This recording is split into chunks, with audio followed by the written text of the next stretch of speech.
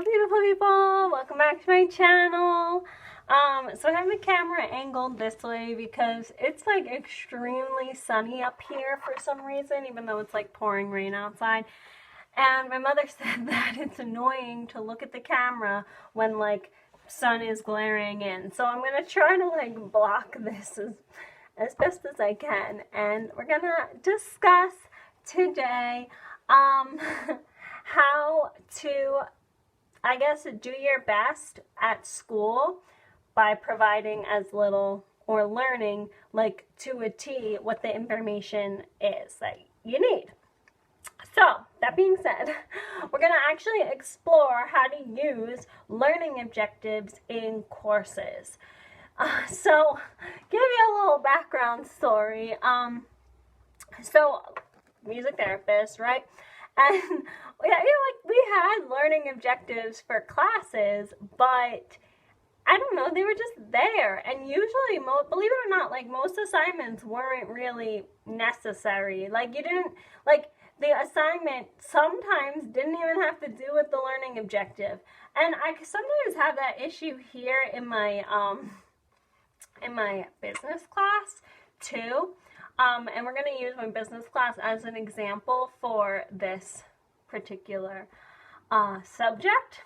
But I have two articles here on how to use learning objectives. Of course, I'm going to put them in the description as a reference, and I'm going to do it APA because that's what we do, APA. And yeah. So the first one that I have here is the title of the article is Academic Goal Profiles and Learning Strategies in Adolescence. And then the other one that I have here is How Undergraduate Science Students Use Learning Objectives to Study. Obviously, we're going to start with this one, undergraduate science students using learning objectives.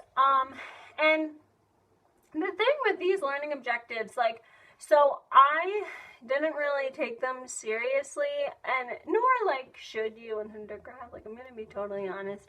Most of those professors have their own like ordeal of like what they want you to learn and what they want you to do. And in music therapy, you don't necessarily have tests and exams, and you don't have like a lot of information. Like sometimes you have a lot of information thrown at you in certain classes, and that's why we're going over this, because in those classes, like psychiatric practices and music therapy, like that's a lot of information.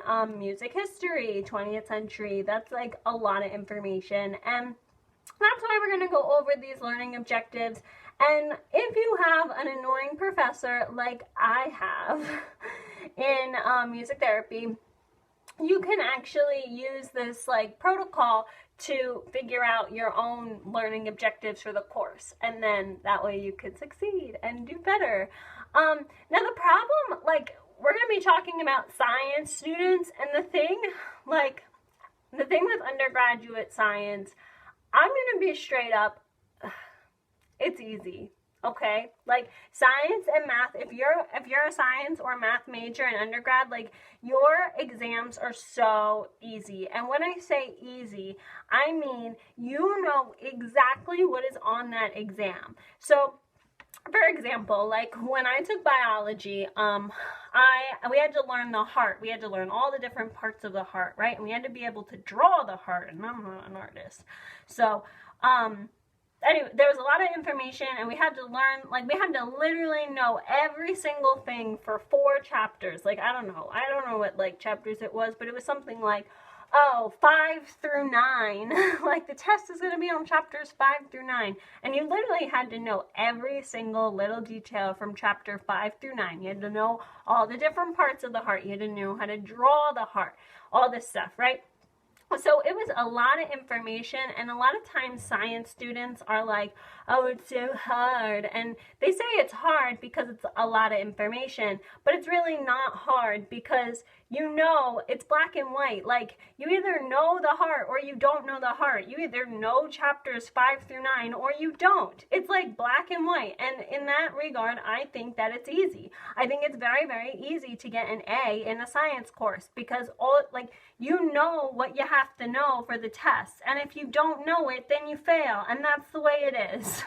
And so I think it's very easy to achieve good grades in a science course because you know exactly what they're going to test you on, even though it's a lot of information, but it's black and white. Like, you either know all the information or you don't know all the information. And personally, I like that.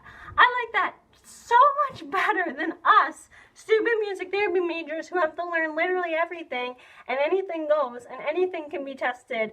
And it's like, it really depends on if you're liked. Like, in my music history class, for example, we had to know everything. We had to know the Russian 5, we had to know the French 6, we had to know all the composers, we had to know all the years, all the songs, all the little things that they introduced into the musical world. And then when it came time for the exam, like, it ended up being, discuss the Russian 5. Like, that was the question. And it's like, what do you want me to discuss about the Russian 5? Like, what are you looking for? Are you looking for the facts? Are you looking for, like, what they did?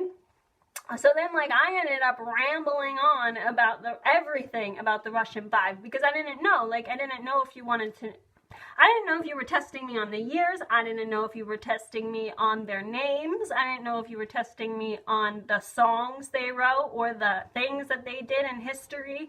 So I ended up including all of it. And then what it ended up, I hate to say it, but like, did I get an A in that class? Yes, I did, but that's because the professor liked me. If the professor didn't like me, I probably wouldn't have gotten an A.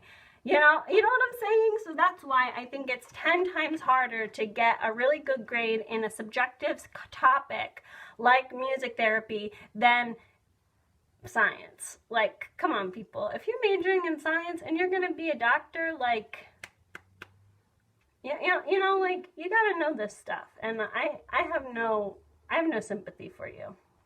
Just saying. So anyway, let's dive in here. So in this, I'm just going to read the abstract. It says that learning objectives communicate the knowledge and skills that instructors intend for students to acquire in the course. No duh.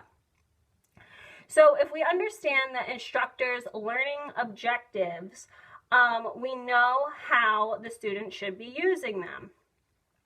We can investigate how students perceive learning objectives in undergraduate science courses, and this was a public research university.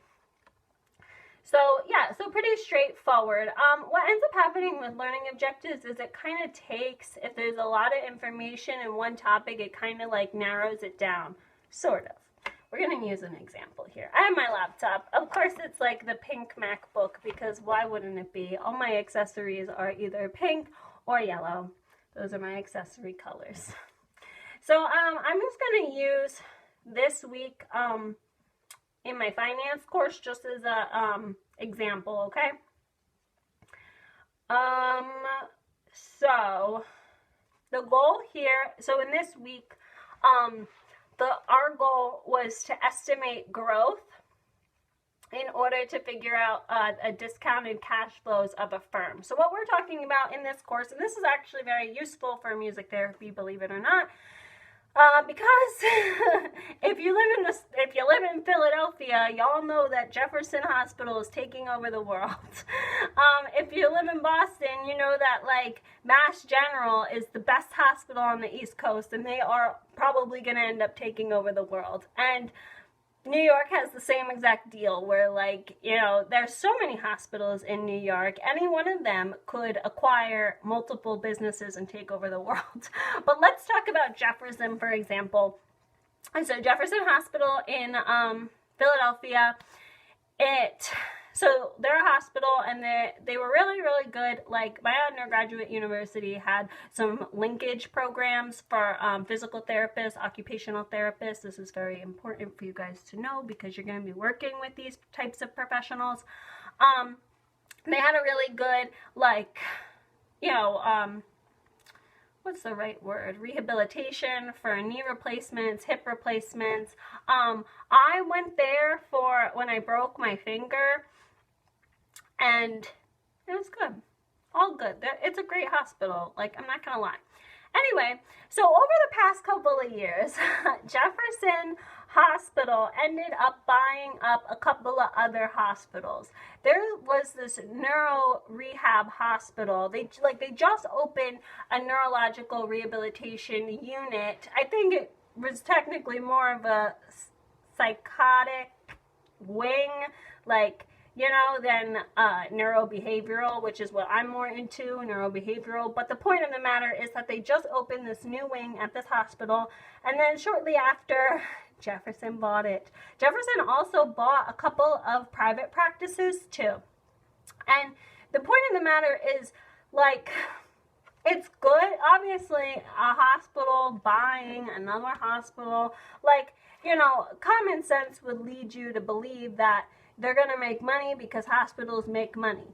But, that's not always the case, because, some hospitals go under very frequently, and private practices don't acquire as much money as you would think. I mean, when I worked in private practices, believe it or not, churches made more money than a private practice, and it was all because it was mostly due to taxes, because churches don't pay taxes, right? It's untaxable income, whereas a private practice, they have to pay government taxes. So that's what we're talking about here, valuing a firm, valuing an acquisition, is it worth it? Is Jefferson going to end up losing money because they bought up these hospitals and private practices? Possibly, but probably not, because if they have good analysts on this case, which is what I'm going to talk about, they will be fine. Now, the reason why this is important for us as music therapists is because if you work in a hospital or if you work in a private practice, there's a good chance that it could get bought out by a bigger company. So anyway, what I have here for my learning objectives is estimate growth of the firm, discount cash flows for the firm, and then adjust the equity value of the company. So the equity value is how much is the company actually worth. And when you look at the balance sheet, sometimes it doesn't really break it down. It will make it seem like it's worth more than it actually is. So those are my 3 learning objectives for this course, okay? So if I go through and figure out, and of course there's little entities within there, so estimate growth, you have to go through, it says here historical growth, you have to go through what the general analysis think about the growth of the firm, and then you have to go through fundamental growth. So it's not just 3 learning objectives, there's at least 20 in here, 20 bullet points. But if I know all 20 of these bullet points, I will ace the test instantly. And that's kind of the point of what learning objectives are. So the goal here is to limit studying, limit time, and use study strategies in order to guide your learning.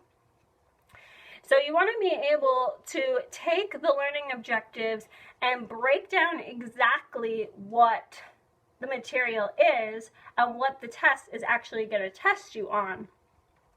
Now here it says in the article, learning objectives explain what it means to be, here it talks about different amino acids, because this is the science example. And then it goes into a case study on amino acids, and then there's an assessment about how the amino acid can work with blood glucose. So that's kind of the idea that it's showing us here.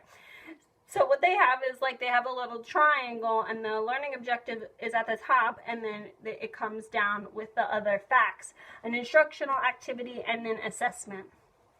So in my point here in my class, the example, I do have an instructional activity, which is my work problems. So going through these work problems, I'm fortunate that these are 20 questions, and all 20 questions are going through something different. It's not 20 questions practicing the same topic like you had in elementary school.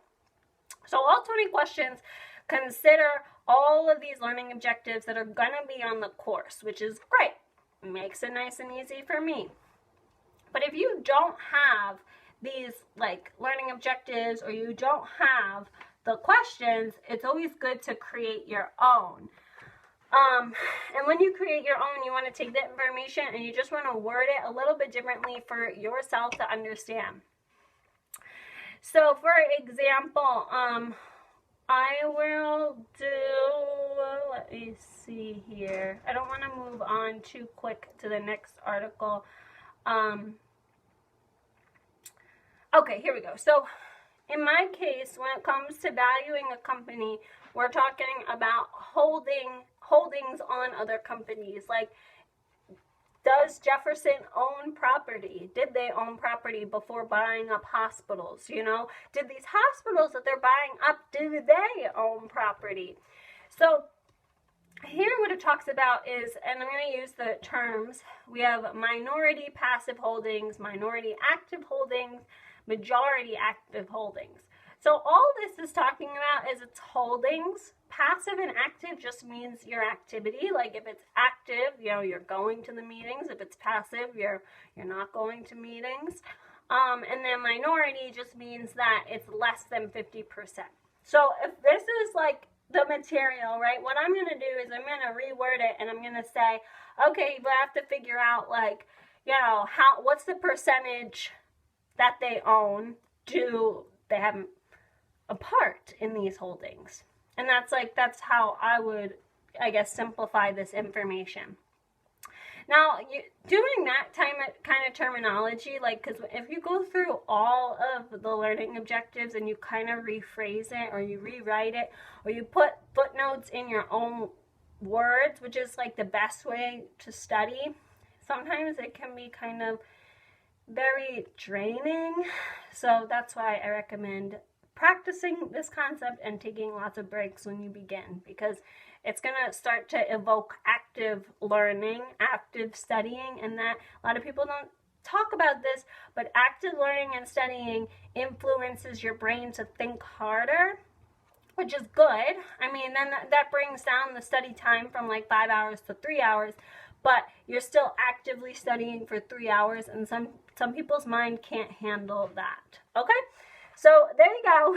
That's kind of the basics to learning objectives. I'm just going to read this abstract here real quick for academic goal profiles and learning strategies in adolescence. I know it's talked about adolescence, but hey, we got undergrad, we got adolescence. I figured that might be, you know, the average age, right, of us music therapists here. So it says that the objective of this study was to verify whether or not a combination of academic goals may establish a different profile of high school students. So this is a little bit different, but the point of the matter is that we're talking about achievement goals, social reinforcement goals, learning strategies, and combining this with different tests. Like they have here the learning and study skills inventory. They have achievement goal tendencies. And this is like pretty good knowledge, especially since it talks about the fields of psychology and education, and it discusses motivation in these academic fields. So I figured that this would be a good follow-up article after you go through the undergrad one, after you try to actively study and run into cognitive fatigue. I figured that this would be a good one to follow up with. So anyway, so that's kind of the idea here. Just like remember though, keep in mind that, you know, when it comes to music therapy, it's not black and white, it is subjective. So a lot of times learning objectives will be on the course that they're not necessarily brought up in the course, or things that aren't mentioned are on the test. But the point of these learning objectives in most music therapy courses is that they're geared towards the board certification exam. And that's why we're talking about this, because if you can master these skills and taking learning objectives, putting them into your own words, and kind of pulling out the information necessary, then when it comes time for the board certification exam, your mind will already be in that process and you'll be able to pass it and achieve it much simpler than if you start this process like 2 weeks before the exam.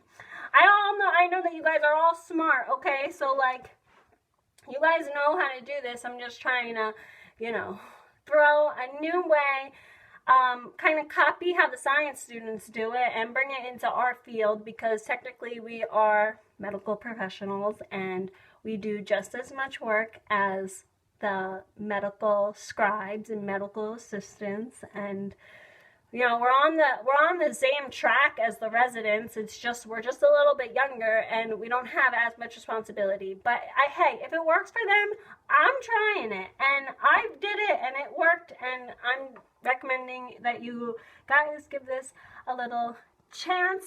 Try it out. It's only going to help you in the long run, especially with that board certification exam. Okay, so on that note, let's get studying. I hope you guys have a great day.